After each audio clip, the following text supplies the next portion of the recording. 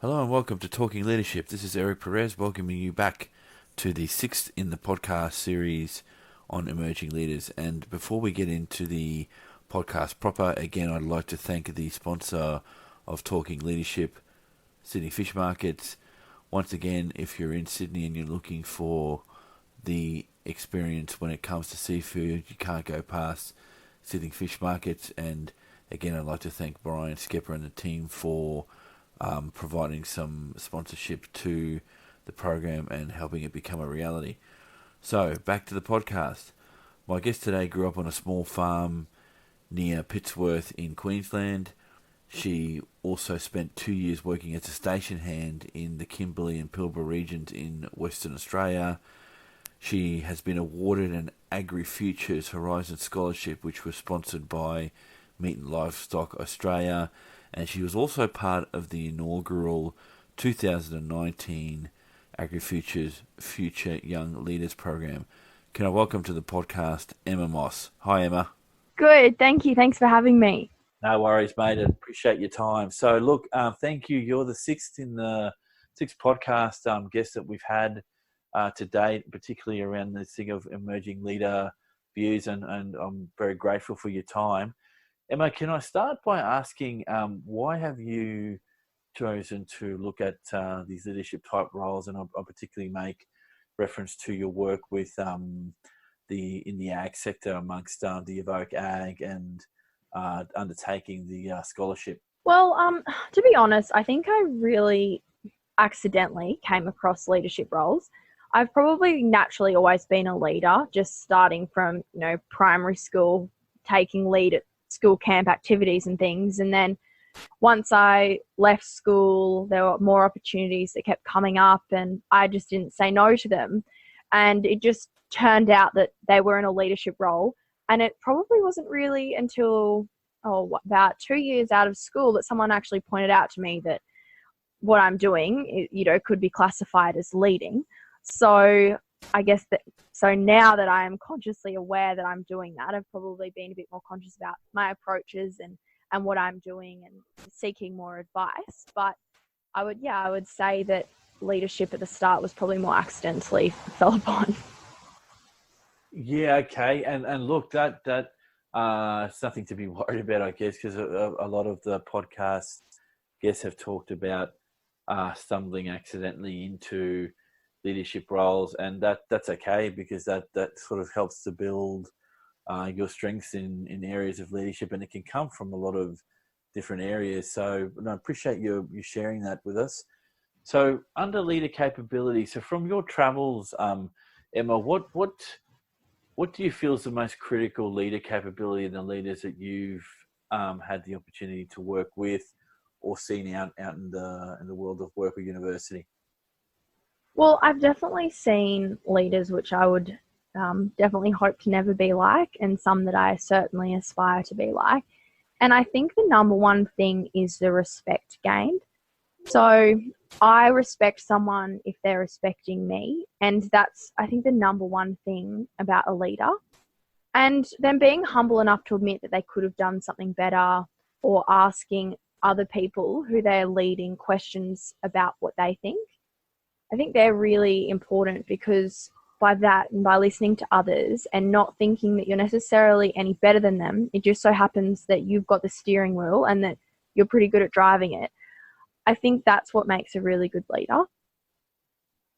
Wow, okay, that's interesting. So just to unpack that a little bit further, you mean so you respond better to people that are authentic leaders, that aren't that are not just authentic but are respectful of you and what you know versus them and what they know. Because like yourself, and I'm sure people can relate to this, that I've been in rooms where some leaders have come in and they not only do they think they're the smartest person in the room, but they act like they're the smartest person in the room. That's a good way to put people off being a leader or being someone in a position of influence, because you don't want to be that kind of person. And look, to be fair, and I'm heading towards early 50s, so I've seen a few in my travels in my work life that you can learn some really good lessons from bad leaders as you travel along. Is that been your experience, Emma?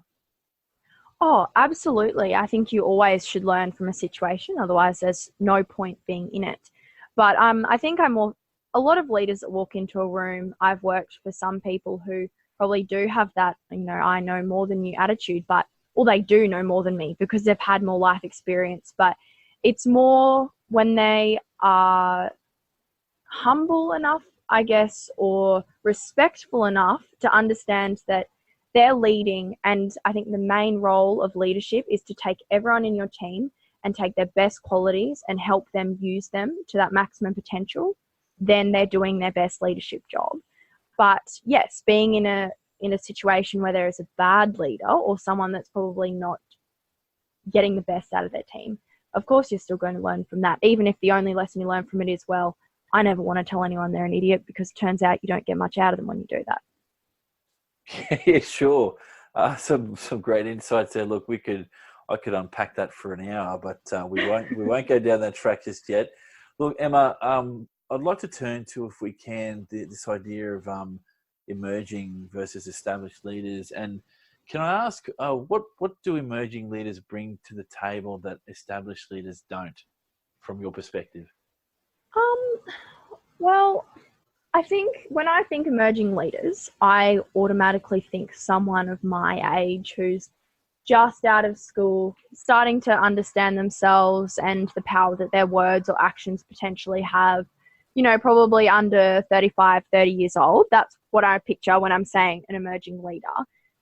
Someone in that age group that's having a go at leading, I think immediately they have a different mindset in that change is so normal to them. So, for example, in my lifetime, I went from listening to tapes to CDs to now Spotify and music in the air. So subconsciously, we've kind of got a way of thinking about what changes are going to happen and that the future is going to be changing so much that our decisions are already preset on that. So we've got that change bias. And then also, to a point, we've been taught in schools and now at uni about climate change and all of these practices that we potentially might not have been doing that's the best thing. And so I think our generation of emerging leaders also has a bit of a different mindset of, okay, cool, let's fix this, let's keep this going, let's make it better so that we can extend our future and make our future better. Wow. Okay. Yeah. In fact, that response leads quite nicely into the next question around: do you think the industry that you've worked in has shaped your view of leadership? And given the introduction that you're doing an agricultural degree through sorry, which university? I didn't mention the university you were studying. I'm at the University of Queensland at the Gatton campus. Okay, another fantastic institution of higher learning. So can I ask, from that perspective, do you think that shaped your view of leadership? Oh, absolutely. Many bosses come to mind that I've had, or many people that I've worked with in a group. Again, gaining that respect by giving it. I will put so much more effort into something and really be happy to put my 100% into something if I know that it'll be noticed. Not even appreciated, not even a big pat on the back, but I just know that somewhere along the line that actually is appreciated and that I'm respected for my hard work. So even just working as a Jillaroo on a cattle station, that's mainly laborious work. But my good bosses, or the head stockman, who's the person that is in charge of our team, the leader of our team, the ones that, sorry, I don't know how to say this, the leaders that respect everyone and are willing to make it a team effort and recognize that we are all a team, I think they get a lot more out of their team. Great, another fantastic insight. Look, can I switch the conversation just a little bit to leader development? And I'm interested to find out from you, given that it looks like you've had some opportunities through established agricultural institutions. Is there any particular professional development pathway that you've had that you think may have had an impact on your career? So what has it been? Seminars? Has it been webinars? Has it been courses you might have taken or sponsorship you might have got that may have helped you to be a better leader? I think the first ever bit of personal development that I ever did that really set me up was taking a personality test at school. I can't remember the company that it was called, but we did it with our whole year 12 cohort, and it made us all really aware of how different everyone is and how different everyone needs to think and present things. And I think that was my first ever time that I really actively thought about leadership and personal development. But then, Yeah, go on. Sorry for interrupting. no, you're right. And then the Horizon Scholarship with MLA as my sponsor. There's a week-long seminar, and we go through a lot of really interesting things. The topic's different each year, whether it's about presenting ourselves, presenting a project, design thinking, strategic thinking, things like that. ABC Haywire program, I did that, and that was amazing for my personal development. That really boosted my confidence. I learned a lot about how powerful someone's story is and how telling a story can really change how it's perceived as well, even with the same content. I think mainly since being at uni, I've had many professional development, personal development opportunities that have come up, but then also just life in general. My parents have always made me really aware, emotionally aware of how I'm feeling or how I'm thinking or how other actions affect me or how my actions affect other people. So just as I go along life and having conversations, I think really that's almost the best form of personal development you can get. Yeah, I don't disagree on that one. So again, a very nice segue into, do you have a view of lifelong learning? Yeah, my granddad's always said to me that the day you stop learning is the day you die. And I couldn't agree more with that. I think that some people have vast amount of knowledge that you can learn from them, but they're still learning. No one ever stops. And I think if you think you know everything, it's probably a bit too arrogant really to go any further than where you are. So yeah, absolutely. I think learning happens lifelong. Sure, he sounds like a wise gentleman. All right, so here's a statement that I've been throwing at and getting some feedback on all of my podcast guests, not just the Emerging Leader podcast guests, but the other podcasts that I'm doing. And I'll be very interested to hear your perspective on this. Leaders are born, not made. I actually heard you ask this in another one, and I'd never heard it before. And so I did some Googling just to kind of see because I was a bit perplexed because I didn't really have an opinion on it. I was a bit confused. So I did some researching and kind of unpacked it a bit. But I guess I kind of came to the conclusion that I actually think some leaders are born and some leaders are made. I think some people are born with certain traits or qualities that will certainly help them to be a leader, but other people just go through things in life that give them traits and qualities to allow them to be a leader. You know, some people arise from the most unlikely situations, and it could just start something as small as questioning something that's going on, and then suddenly they're taking lead in making a change.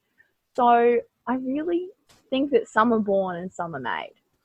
Well, mate, you've disappointed me. I thought you would pick one or the other, but much like, well, not disappointed is not the right word. I'm just being facetious on that one. To me, yeah, I'm a fence sitter as well. I think in most people's travel, you just meet some exceptionally good leaders, and I've had the great pleasure of interviewing some of those on here, including your good self. That there's just a quality there in the person that you're seeing doing whatever it is that they do with some passion, whereas others have had that trained over time and are also exceptional people, let alone exceptional leaders. And I think and this, I may get shot down for saying this, but I think there's a mix of some, yes, are born with it and don't have to do much to develop it, but those that do develop it, I think get a richness over time. So there's this time factor about how you might build leadership over time, and that only comes with experience. So from my perspective, I'm not going to put words in your mouth, but I think, and I've met some of those people, and like I said, I've had the pleasure of interviewing them. One of them, for the listeners, is Brian Skepper, who works out of the Sydney Fish Markets, and you know he'd spent 44 years working in that market and building up his skill set. And he did say, you know, it took him a long while to get used to the people dimension or element of his work, and that he had to really fixate on that because he mentioned that he was an introvert, and that was a skill set that he didn't have. And I thought that was a great bit of sharing for people, in that you can overcome things by being open to learning and trying some different things. So yeah, I wish I could not. I wish I could move off the fence and choose one or the other, but life sort of tells me that you will have people in both camps. So that leads to the next question, and this one I don't know if the terminology I'm using is the right one here, but I'm going to use it anyway because I'll get very upset if you don't like the question. Is there such a thing as a perfect leader, Emma? Oh, I'm just going to say straight off the bat, no. I don't think there is such thing as a perfect person. I don't think anything's perfect. There's certainly better leaders and there's certainly amazing leaders, but no one's perfect. I think the closest thing you can get for perfect is seeing how a person bounces back and learns from setbacks, but no, certainly no perfect leaders, I don't think. Well said, well said. Okay, so here's the last element of the podcast, and I'm interested to get your view on this. Is, have you had a mentor? If yes, why? If not, why not? And has it been a formal thing, an informal thing, a mixture of those things? How does the mentoring space look for you, Emma? Well, I actually first heard of mentors as being an official role at a ladies' day that I went to. I think I was 2 years out of school, and this lady was going around and saying, if you want me to be your mentor, I will be. And I was like, oh, that's a bit funny. Do I need a mentor? I don't know. I don't have a mentor. Anyway, I went home and I asked Mum on the phone, and really she was just talking to me about what mentors do. And I realized, wow, the first person I went to call is my mum. So I guess she's one of my mentors. But I think for me, mentors need to happen organically. I've got quite a few people in my life who I will call to brainstorm or catch up and ask questions, both in a professional sense and personal sense. But yeah, I have mentors, but definitely ones that only happen organically. And it's more just we both help each other with life decisions or business decisions and things like that.